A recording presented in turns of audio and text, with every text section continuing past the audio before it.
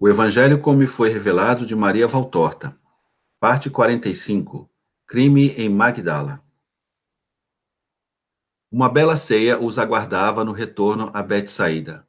A mulher de Pedro se esmerou, e a conversa fluiu animada. Acontecerá com os fariseus o mesmo que a Torre de Babel. A soberba desabará sobre as teorias deles, e ao serem humilhados, irão reagir com perseguições e calúnias. Será que resistiremos? Por mim, não, mas confio no Mestre. Deus não nos dará provas maiores que nossas forças, ou vai aumentando conforme formos precisando. Zelote concluiu: Ele já está dando. Se não fosse ele, eu teria morrido com a perseguição que tive por causa da lepra.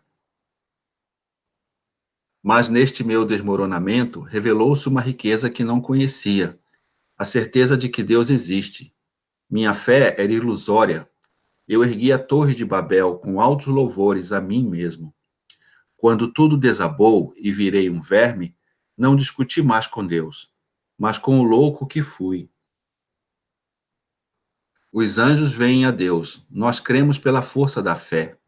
Quanto mais a alma se aprimora, mais consegue captá-lo. Não mais como ideia abstrata, mas como presença real, doadora de uma fortaleza desconhecida e uma paz que jamais conhecemos. Judas quis provocá-lo. E qual a diferença entre sentir Deus pela fé ou pela imanência? Pedro reagiu. Deus é segurança, rapaz.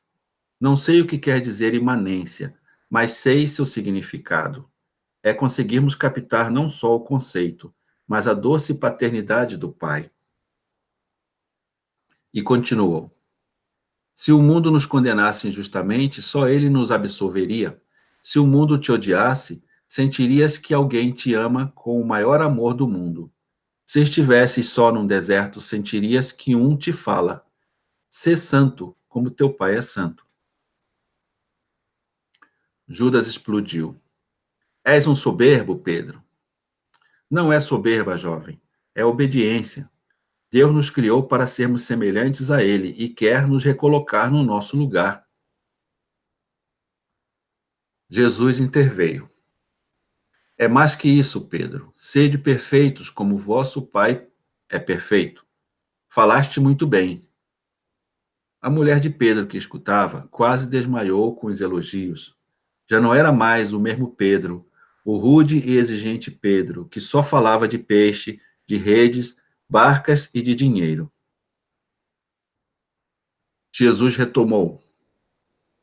Ao povo não foi dado a entender mais do que explico, mas vós que doais vossas vidas, Deus vos compensará, tornando-vos capazes de passar a doutrina aos que vierem depois. A quem deu, será dado em abundância, mas quem não deu, até o que tinha lhe será tirado. Muitos ouvem minha palavra, poucos aderem a Deus. Neles se cumpre a profecia de Isaías. Ouvireis e não entendereis, olhareis e não vereis. Muitos justos desejaram ver o que estás vendo e não viram, ouvir o que ouvis e não ouviram, pois só Deus pode se revelar a si mesmo.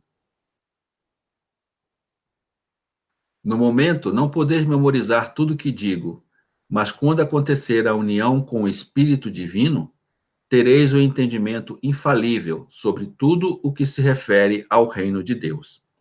Também os sucessores, se viverem em Deus.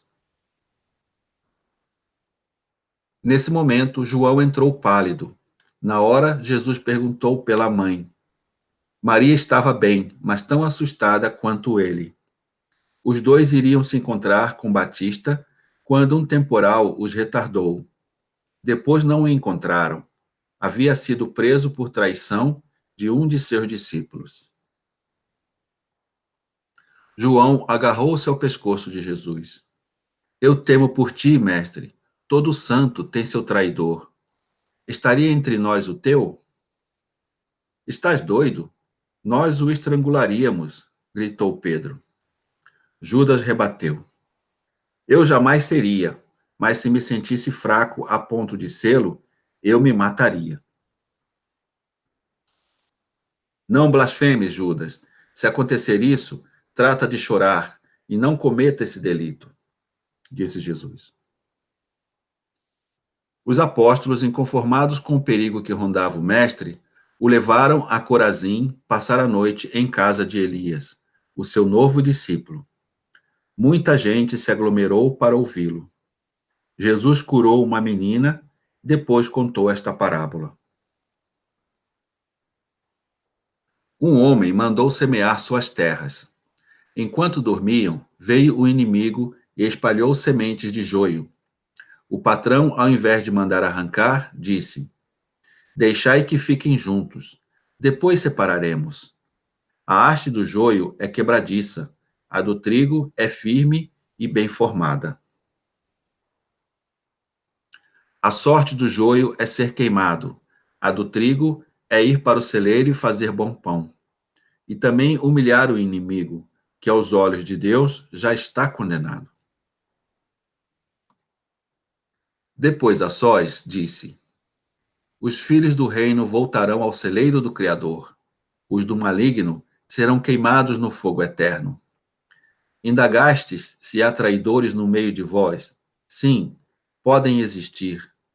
Digamos que sois o campo que Deus escolheu para semear seus bens eternos. O mestre toma todos os cuidados, com paciência, amor e constância. Vê as más tendências, as teimosias e fraquezas, e fica esperando, porque quer levá-los à perfeição. Porém, estes campos são abertos, não há muros, e qualquer um pode entrar, todos e tudo. E aí caem os pobres inocentes que pensam que todos são bons. Os poderosos tornam-se insensíveis, passam a enxergar bondade como fraqueza e, aparentando força e poder, passam a ser adulados como amigos. E por que o mestre que sabe quem será o seu traidor não o elimina? Porque seria um inimigo com mais revolta ainda. A ação do demônio é tão sutil que ele não percebe que está sendo contaminado pelo ódio. Sim, ódio por desejar eliminar o que mais lhe ofende, a santidade. Ao voltarem a Cafarnaum por trilhas alternativas, passaram por Magdala. Jesus quis entrar. Quero ir à área de perigo, ao bairro mais rico. A cidade tinha péssima fama. Julgai-vos santos para entrar? Tereis de entrar em muitos prostíbulos, pois Cristo não veio para salvar os salvos, mas os perdidos. Belíssimas casas margeavam o lago, jardins estupendos. De repente, ouviram-se gritos. Um judeu foi esfaqueado por um romano e a família acusava a amante de ter causado a tragédia. Ao lado do homem, sua mãe, a esposa e os filhos em desespero. Foi ela o deixou doido, ela o endemoniou. Apontavam Maria de Magdala ou Maria Madalena, num canto, indecentemente vestida. Jesus pediu que o levassem para aquela casa. E perguntou à mãe: Teu filho estava em adultério, mas tenho pena de tua dor. Conseguirias perdoar? É preciso lavar a alma antes de receber a graça. Sim, sim. Ele pecou e tornará a pecar. A morte seria melhor para ele, mas tu, tua nora e os filhos inocentes cairiam em desespero. Por isso vou salvá-lo. Em seguida recomendou: Tua casa foi santificada pelo milagre. Conserva-a assim. Eu não poderia ter feito lá, no local de pecado. Agora é justo que ele sofra um pouco. Adeus. Jesus deixou o lugar, passando lentamente por Maria encostada numa árvore, dando-lhe chance de falar. Mas ela nada disse. Mostrando altivez e desprezo, explodiu numa gargalhada, fugindo pelas ruas. Jesus foi descansar na casa de uma humilde jovem, mãe de muitos filhos. Ela se queixava das mulheres de vida fácil. Elas gozam e nos fazem sofrer demais. Pois saibas que elas também têm sua cruz, a cruz da consciência, a do mundo que as escarnece e a de Deus. Não são felizes. Não se desgastam em criar os filhos, nem nas tarefas dentro do lar, mas se sentem desperdiçadas por dentro. Não sintas inveja das aparências de frescor delas. Tudo é um véu que encobre a ruína que as corrói. Não invejes o sono delas, ó mãe honesta, que sonhas com teus inocentes. Elas têm o pesadelo em seus travesseiros. Quando estiverem em agonia, terão o remorso e o terror como única companhia. Senta-te comigo e escuta a parábola que contarei a essa gente assustada. E falou. Consciente de seu poder de sedução, Maria já usou demais. Muitos gostariam que lhe mostrasse minha força de Messias. Mas as almas devem agir por si mesmas. Eu jogo a semente. Se não vingar, semeia-se a segunda, e assim por diante, até termos a certeza de que é inútil. Minha palavra faz o mesmo nos corações. Ah, mas que esforço faz a semente para abrir-se e fincar suas raízes, assumir uma aparência diferente e simples, contentar-se em trabalhar na humildade sem atrair olhares, apenas ao que for útil, ao plano divino. Depois de ter se cansado e sofrido, se acostumado à nova veste, ei-la, precisando ainda despojar-se dela mesma. É dar tudo para ter tudo. Isto para ser revestida no céu, com a estola dos santos. Portanto, eu não poderia ter agido diferente com Maria. E pergunto a ti, Mateus, o que te persuadiu a mudar de vida? Minha paciência ou as acusações dos fariseus? Tua paciência, mestre. O desprezo deles me dava ainda mais vontade de fazer o mal. Parece que nos tornamos mais endurecidos quando, em pecado, ouvimos que somos pecadores.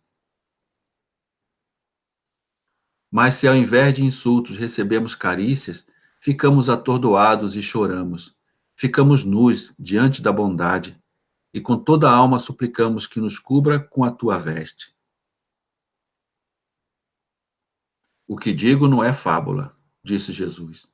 Nunca se sai bem quem age desonestamente, porque a mentira nas palavras, nos atos ou na religião é sinal de aliança com Satanás. Vossas obras não precisam ser espetaculares, não. Devem ser atos comuns, feitos com a finalidade de amor. O amor é a semente que, ao crescer, vai até o céu. É como o grão de mostarda. Olhai como crescem e quantos frutos produzem. Assim é o amor. Se cultivasses uma pequena semente de amor a Deus e ao próximo, se fizesses constantes orações, nunca estarias em pecado. Deus vê vossas lutas, premia o egoísmo vencido, uma palavra retida, um julgamento calado. Todo esforço tem muito valor quando feito no silêncio, na humildade e paciência. Contentai-vos com o que tendes, sempre com muito amor, amor e amor.